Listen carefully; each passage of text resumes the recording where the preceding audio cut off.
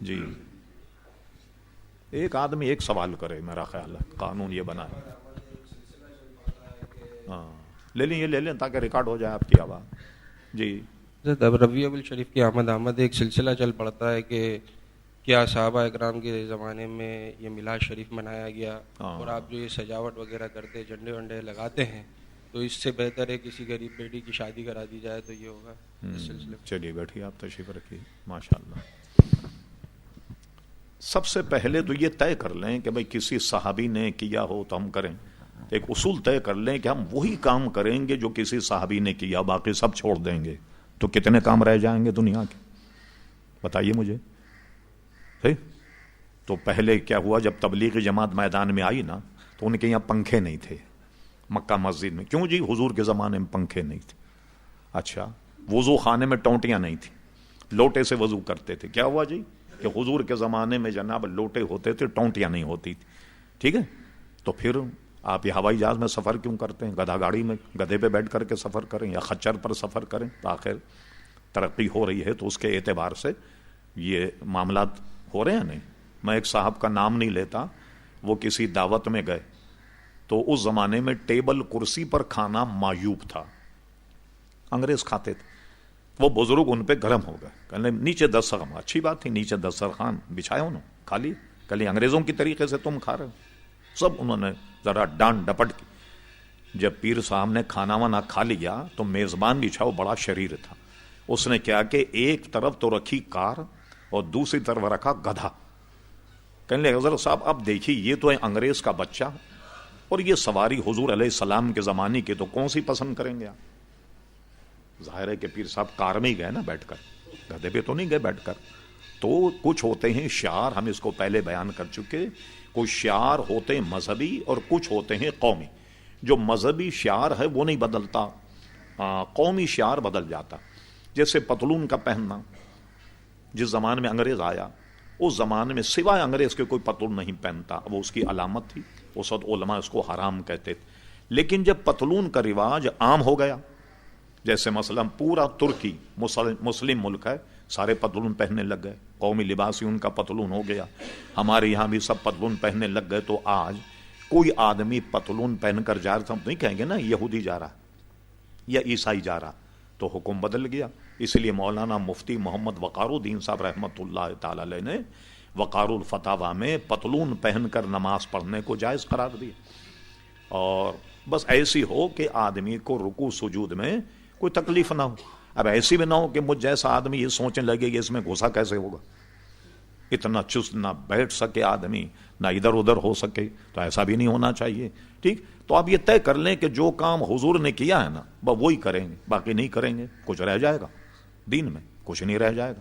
کیا ہوگا اس کا اصول سنیے. کیا اصول اس کا؟ یہ ہے، یہ دو حدیثیں، ایک ہے حضرت ابو موسیٰ اشعری رضی اللہ عنہ اور ایک ہے حدیث حضرت معاذ ابن جبل. اس کی بنیاد حضور علیہ السلام نے، یہ دونوں یمن کے قاضی تھے اور دونوں حدیثوں کا مضمون تقریباً ایک ہے. وہ یہ ہے کہ حضرت ابو موسیٰ اشعری کو جب حضور نے قاضی بنایا، ان سے پوچھا فیصلے کیسے کرو گے؟ ان کا پہلے میں قرآن مجید میں دیکھوں گا. خود حضور فرماتے اگر قرآن مجید میں وہ قضیہ نہ ہو تو فیصلے کیسے کرو؟ پھر حدیث رسول دیکھوں گا. ٹھیک، اس کا مطلب حدیث سے یہ پتا چلا کہ بے شمار مسائل بظاہر قرآن میں نہیں، وہ حضور کی سنت میں.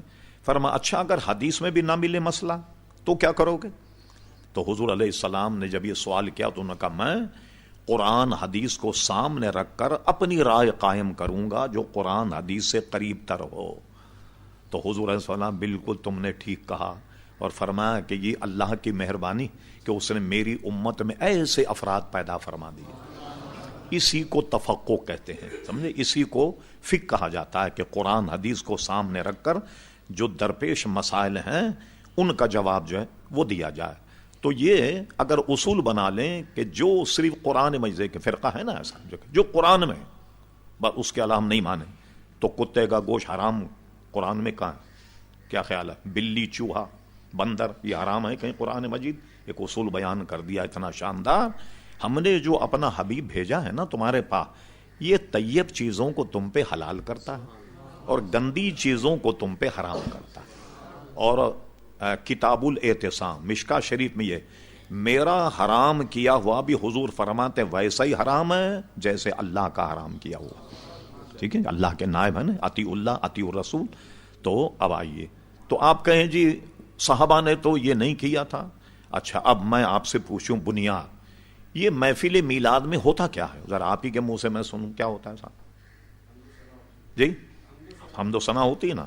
اچھا, حضور علیہ السلام نے حضرت حسان ابن ثابت کو ممبر شریف پر بٹھایا اور دعا کی اللہ تعالیٰ روح القدس کے ذریعے ان کی مدد فرما. ایک حدیث میں کہ حسان اپنے کلام کو سناؤ, اللہ تمہارے منہ کو نیچا نہ دکھائے, اور وہ حضور کی نعت سناتے. تو اگر یہ نعت سنانا میلاد ہے تو یہ تو حضور کے زمانے میں ہوتا تھا.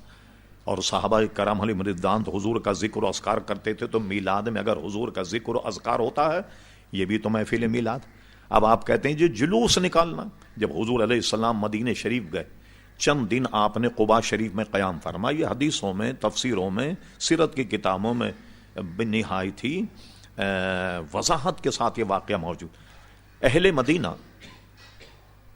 جہاں سے قافلے آتے ہیں نا قباء سے, اس کے راستے میں کھڑے ہوتے, انتظار کرتے.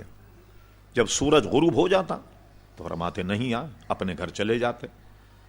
تو جس دن حضور علیہ السلام تشریف لائے تو اہل مدینہ نے پورا جلوس نکال کر حضور کا استقبال کیا, اور چھوٹی بچیاں جو ہیں انہوں نے وہ نعت پڑھی, طلع البدر علینا, یہ والی نعت انہوں نے پڑھی.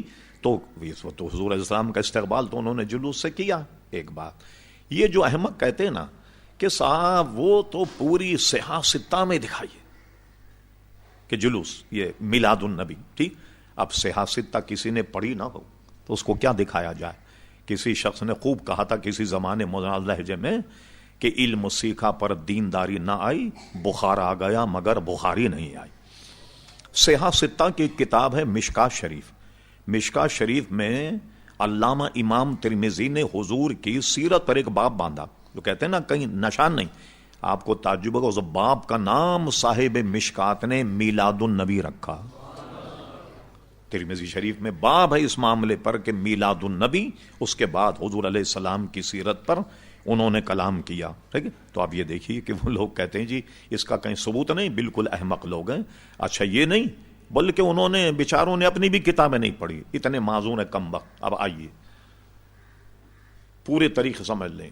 یہ حدیث شریف کے 2 چینل ہیں پورے ہندوستان میں کہ سند حدیث ہندوستان میں کون لایا. ایک تو چینل ہے ایک شاہ ولی اللہ محدثی دہلوی کا, ان سے سند میں وہابی, دیوبندی, بریلوی, جتنے بھی لوگ, یہ 2 سے حدیث کی سند ملتی. ایک ہے شاہ ولی اللہ محدثی دہلوی اور ایک ہے شاہ عبدالحق محدثی دہلوی رحمۃ اللہ علیہ. شاہ ولی اللہ محدثی دہلوی کی کتاب جو ہے اس میں موجود ہے در السمین فی مبشرات نبی الامین, یہ ان کی کتاب ہے عربی میں. وہ لکھتے ہیں کہ میرے والد گرامی ہر 12 ربیع الاول کو محفل میلاد کرتے تھے. یہ شاہ ولی اللہ صاحب لکھتے. تو ایک دن جب ربیع الاول کی 12 تاریخ آئی تو میرے والد کے پاس پیسے نہیں تھے. ان کے والد تھے شاہ عبد الرحیم محدثی دہلوی. تو جیب میں ہاتھ ڈالا تو چند ٹکے ملے. اس زمانے میں ٹکے چلتے تھے, اس میں بھی کچھ نہ کچھ مل جاتا تھا ٹکوں میں. آج تو فقیر کو 1 روپیہ دو تو آپ کا چہرہ دیکھے گا, اگر کمبخت کس بخیل سے پالا پڑا, 1 روپیہ دے رہا, اس لیے 1 روپیہ کچھ آتا ہی نہیں. کیا دیں گے آپ؟ فقیر کو بھی 1 روپیہ نہیں دے سکتے بھائی. تو چند ٹکوں کے چنے منگا لی, چنے کا ڈھیر سامنے رکھا, محفل میلاد ہوا اور یہ چنے حاضری میں تقسیم کر دیے گئے. ٹھیک, جن سے سارے علماء دیوبند کی سند ملتی ہے. شاہ ولی کتاب بھی میرے پاس موجود ہے. شاہ ولی اللہ صاحب لکھتے ہیں میں نے اپنے والد سے سنا اسی رات حضور علیہ السلام کی زیارت ہوئی اور وہ چنے کی ڈھیری حضور کے سامنے رکھی ہوئی تھی اور آپ اس پر تحسین فرما رہے تھے, آپ اس پہ خوشی کا اظہار فرما رہے تھے.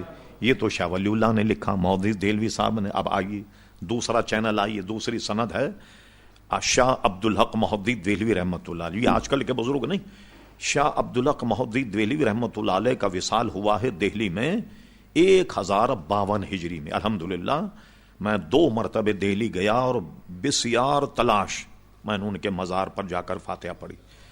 افسوس تو مجھے یہ ہوا کہ اتنا بڑا محدث اور اس کے سارے کارناموں کو لوگوں نے فراموش کر دیا. پوری دہلی میں اچھے بھلے دیندار آدمی سے میں پوچھ رہا ہوں شاہ عبدالحق مہدی دہلوی کا مزار کہاں ہے تو کسی کو پتا نہیں، کسی کو پتا نہیں. پھر میں بریلی شریف جب گیا، وہاں کے بہت بڑے مفتی تھے قاضی عبدالرحیم صاحب، 3-4 دن پہلے انتقال ہوا، 3-4 سال یا 2 سال پہلے، اللہ غریق رحمت فرمائے. پورے ہندوستان کے بہت بڑے مفتی، میں ان کے پاس جب گیا تو ان سے میں نے پوچھا، پھر انہوں نے مجھے پورا بتایا. پھر جب میں دہلی گیا تو میں مہرولی کو طے کر کے شمسی تالاب میں اب پانی نہیں ہے، شمسی تالاب کو عبور کرنے کے بعد جنگل میں شاہ عبدالحق مہدی دہلوی کا مزار. شمسی تالاب کی دہلی میں ایک تاریخی حیثیت یہ ہے، کسی اہل دل، کسی بزرگ نے اس شمسی تالاب پر خواب میں حضور علیہ السلام کو وضو کرتے ہوئے دیکھا تھا، اس لیے اس کی تاریخی حیثیت ہے. شمسی تالاب کو عبور کر کے گئے تو جب دیکھا تو افسوس ہوا کہ گرد و غبار ہے. کسی زمانے میں عالیشان مقبرہ تھا لیکن اس کے بعد وہ منہدم ہو گیا، دیواریں بھی پختہ نہیں. پھر اس کے بعد دوبارہ جب میں غالباً شاید 91 یا 92 میں گیا تو کسی صاحب نے وہاں اچھا سفیدی اور مرمت کر کے صفائی ستھرائی کا انتظام کیا ہوگا. تو شاہ عبدالحق مہدی دہلوی کا میں نے ذرا سا تعارف کرا دیا. ان کی کتاب ہے اخبار الاخیار. کہتے نا جادو وہ جو سر چڑھ کے بولے، ورنہ جادو کیا. اخبار الاخیار فارسی زبان میں ہے اور اس کو چھاپا ہے مدینہ پبلشنگ، جو ایم اے جینا روڈ پہ اب بھی موجود ہے. مدینہ پبلشنگ نے اس کو چھاپا اور اس کا ترجمہ کیا ہے 2 مشہور وہابی مولویوں نے. ایک کا نام ہے مولوی محمد فاضل اور دوسرے کا نام ہے مولوی مفتی عاشق الہی بلند شہری. ان دونوں نے اس کا ترجمہ کیا اخبار الاخیار. یہ مدینہ پبلشنگ سے چھپی. اس کا صفحہ نمبر 624 پر یہ عبارت موجود ہے. شاہ عبدالحق مہدی دہلوی نے جو جن جگہ گئے بڑا کمال کیا، سارے بزرگوں کے واقعات لکھے. اگر 4 سطر میں واقعات ملے تو 4 سطر ہی لکھ دیا فلاں بزرگ اس میں پیدا ہوئے، اتنے سن میں ان کی وفات ہوئی. سب پر جہاں گئے، جس میں لاہور کے، ملتان کے، دہلی کے، جہاں بھی آپ گئے، پورا ذخیرہ ہے اخبار الاخیار. آخری میں انہوں نے اپنے حالات بھی لکھے کہ میں عبدالحق کون ہوں، میرے والد کا نام سیف الرحمان ہے، ہم ترکی النسل ہیں، بخارا سے ہندوستان میں منتقل ہوئے اور یہاں جب میں پڑھتا تھا تو سب اپنے واقعات لکھے کہ سبق میں اتنا منہمک رہتا تھا، جھکا کر کے جب پڑھتا تو کئی دفعے چراغ سے میرے بال جل گئے، آگ لگ گئی میرے سر میں وغیرہ. میں اتنا اپنے سبق میں منہمک رہتا. سارے واقعات لکھنے کے بعد آخری میں اللہ کی بارگاہ میں التجا کرتے، کہتے ہیں اے اللہ تبارک و تعالی، عبدالحق کے پاس کوئی عمل ایسا نہیں جو تیری دربار میں پیش کرنے کے لائق سمجھے. یہ ان کی عاجزی ہے. کوئی عمل ایسا نہیں، اس لیے کہ ہر عمل میں فساد نیت رہا. یہ ان کی عاجزی انکساری. مگر ایک عمل میرا ایسا ہے جو یقیناً تیری بارگاہ میں قبول ہوگا، وہ کبھی بھی رد نہیں ہوگا. حالانکہ شاہ عبدالحق مہدی دہلوی اتنے بڑے محدث ہیں، یہ لکھ سکتے تھے. جب میں ہندوستان آیا تو مسلمانوں کی زبان فارسی تھی، تو میں نے مشکات شریف کی بڑی ضخیم شرح لکھی، اشرۃ اللمات فی شرح مشکات، یہ زبان فارسی میں. اسی طرح فارسی میں کئی کتابیں، مثلا اس زمانے میں فارسی میں حضور کی سیرت پر کوئی کتاب نہیں، بڑے ضخیم 2 جلدیں مدارج النبوت کے نام سے فارسی میں شاہ عبدالحق مہدی دہلوی نے لکھی. آدمی جب کوئی کام کرتا ہے تو یہ سوچتا ہے کہ بھئی یہ ذخیرہ میں قیامت کے لے جا رہا ہوں. کہتے اللہ تعالیٰ میں نے جو حدیث پر کتابیں لکھی ہیں وہ میں تیرے دربار میں پیش کرتا ہوں جو میری نجات کا ذریعہ ہو جائے. میں نے بزرگوں کی سیرت پر اخبار الاخیار لکھی، یہ قبول فرما لی، یہ ذریعہ نجات ہو جائے. کچھ اور پیش کرتے، مشکات شریف کی شرح پیش کرتے، کچھ نہیں. انہوں نے کہا میرے پاس تو نجات کا کوئی ذریعہ نہیں، ہر عمل میں فساد نیت رہا. مگر یا ارحم الراحمین، عبدالحق کا ایک عمل ایسا ہے جو یقیناً تیری بارگاہ میں قبول ہوگا، اور وہ یہ ہے کہ میں محفل میلاد کے وقت کھڑے ہو کر سلام پڑھتا. لائیے آپ میرے تو کتب خانے میں موجود ہیں، کسی وہابی سے منگوائیے، تمہارے مولویوں کا ترجمہ ہے، اور اس کو مدینہ پبلشنگ نے چھاپا، اور جناب وہ میرے پاس موجود ہے، اور صفحہ نمبر 26 اس کا نکالیے، 624 صفحہ نمبر، اس پہ شیخ محق نے یہ لکھا۔ اب سنیے نتیجہ، یہ بتائیے آپ، ایک عدالت میں مقدمہ چل رہا ہو اور گواہ آئے، جی آپ نے دیکھا ہے جو گواہی دی؟ آپ نے کہا نہیں، میں نے زید سے سنا ہے۔ زید کو کورٹ میں بلایا گیا، زید صاحب یہ آپ نے واردات کا موقع دیکھا؟ انہوں نے کہا جی میں نے بکر سے سنا۔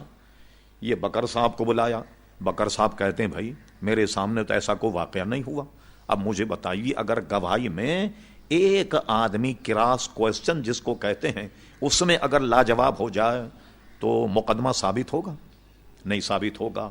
اب کوئی آدمی اپنے آپ کو محدث کہے اور حدیث پڑھا ہے، اور اس کی حدیث میں 2 مشرک آ جائیں، حدیث سند کا کیا بنے گا؟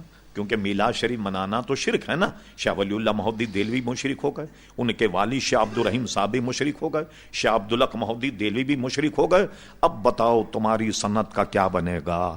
جس کی سند میں کوئی مشرک آ جائے تمہیں تو حدیث بیان کرنے کا حق ہی حاصل نہیں۔ بھائی کیوں بے وقوف بنا رہے لوگوں کو؟ تمہارے تو سند میں امام بخاری تو بہت بعد میں آئیں گے، دونوں مشرک آ گئے تمہاری سند میں، اس لیے ان کا قول بالکل غلط ہے۔ اور میں نے حدیث کو بتا دیا آپ کو، اور یہ اصول نہیں کہ جو بھی حدیث اور قرآن میں ہوگا وہی ہم مانیں گے۔ یہ دوسرے لوگوں کا کہنا شافعی، حنفی، مالکی جس میں پوری دنیا ان کی پیروی کرتی ہے، تو ہمارے یہاں ہمارے امام کا قول ہم لیں گے، یعنی کہ قرآن و حدیث سے ہم اس کا استثناء ہو گیا، نہیں، ہم یہ جانتے ہیں کہ قرآن حدیث کو ہمارے امام ہم سے زیادہ جانتے تھے، ٹھیک ہے؟